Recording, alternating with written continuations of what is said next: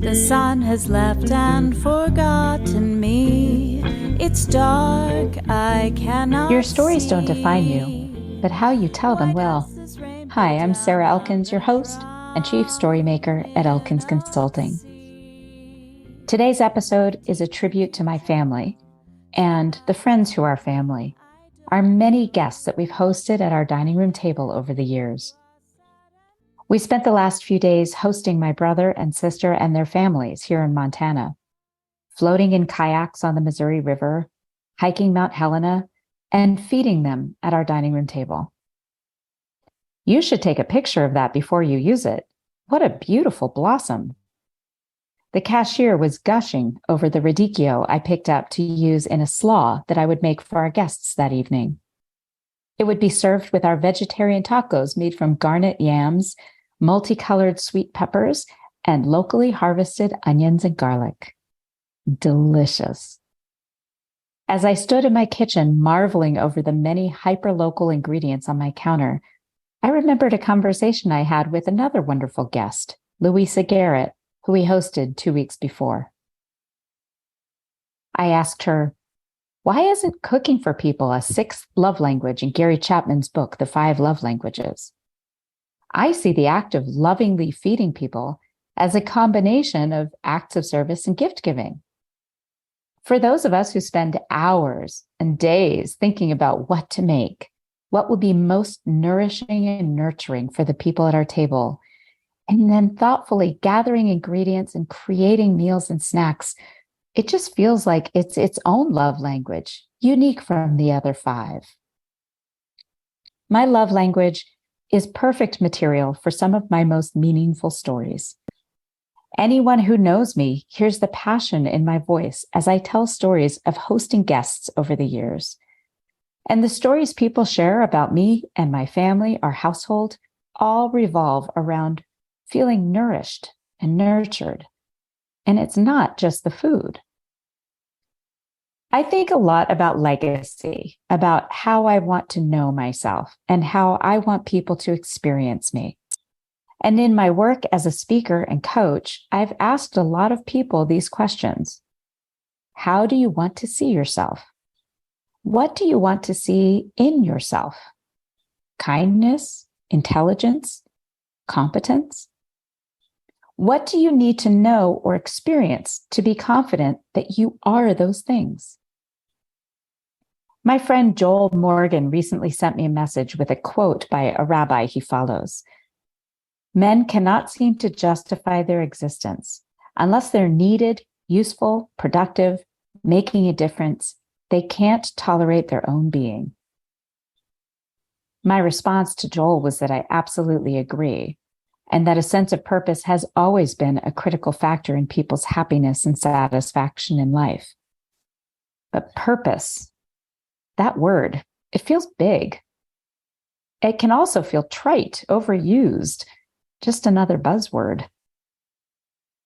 Leaving my full-time job to be exclusively self-employed was really scary. And 5 years later, it's still scary sometimes.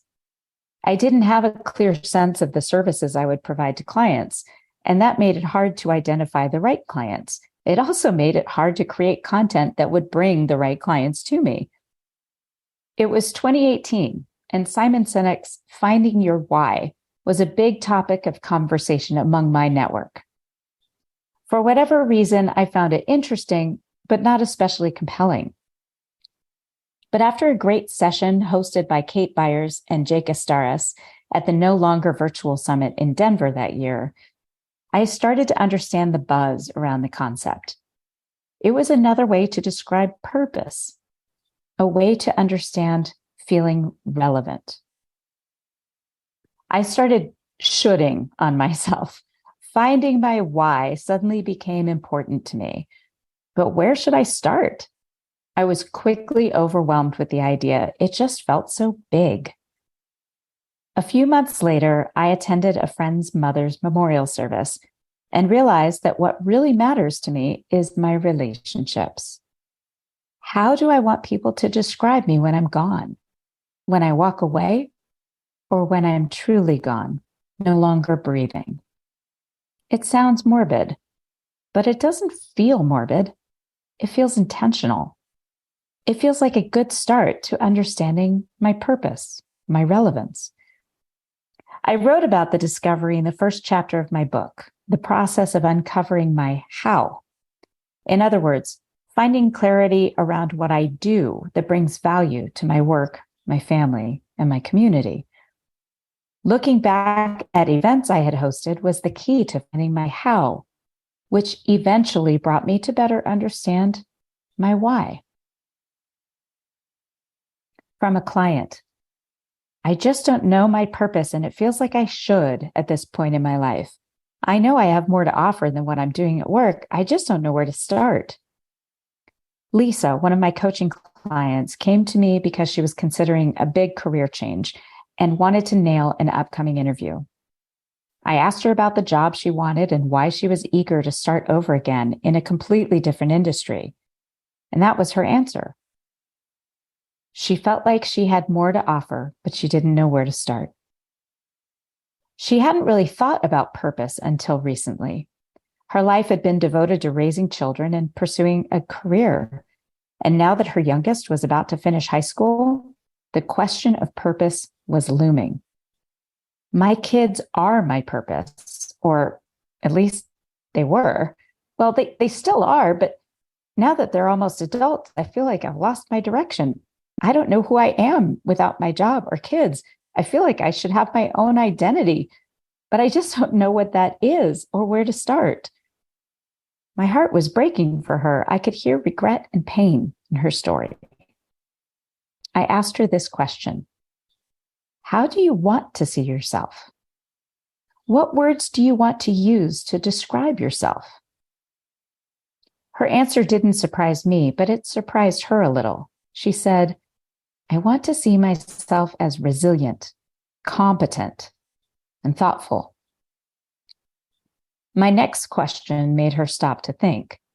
How will you know you are those things? After a few moments, she answered, when the people I care about describe me that way. I asked, and what do you need to do, to be, or to say to ensure that they describe you that way? That was easier for her to answer. She knows her actions and behavior have to be in alignment with those words.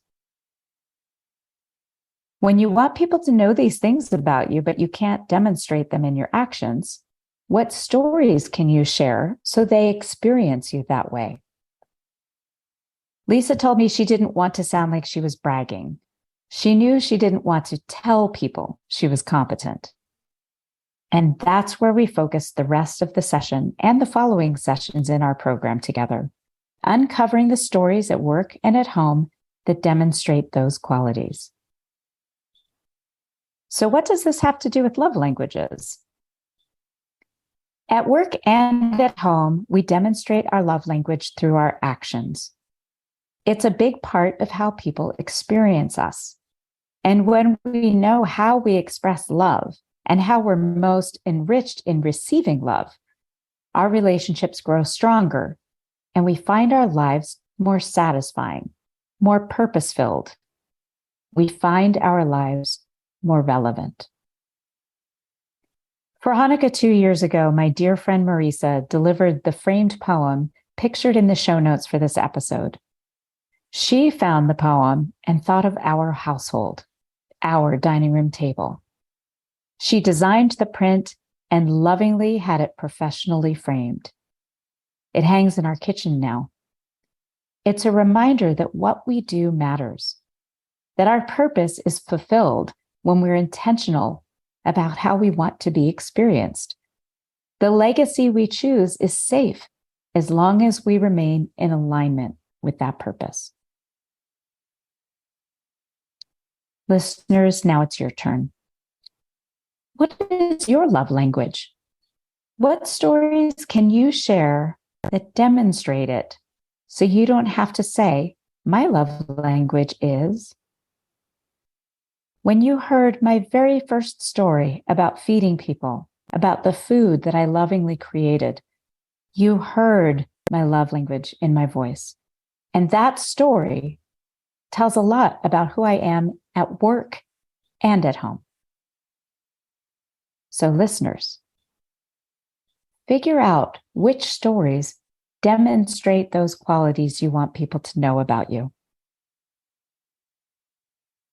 Visit elkinsconsulting.com to sign up for a monthly story prompt to guide you in collecting your most inspiring and meaningful stories. Add a couple of these love language stories to your story portfolio, your story collection, to use at your next job interview, podcast interview, or public speaking opportunity. I promise, if it's meaningful to you, that story will become meaningful to others. Happy story sharing. Smile, what's the use of crying? You'll find that life is still worthwhile if you just smile.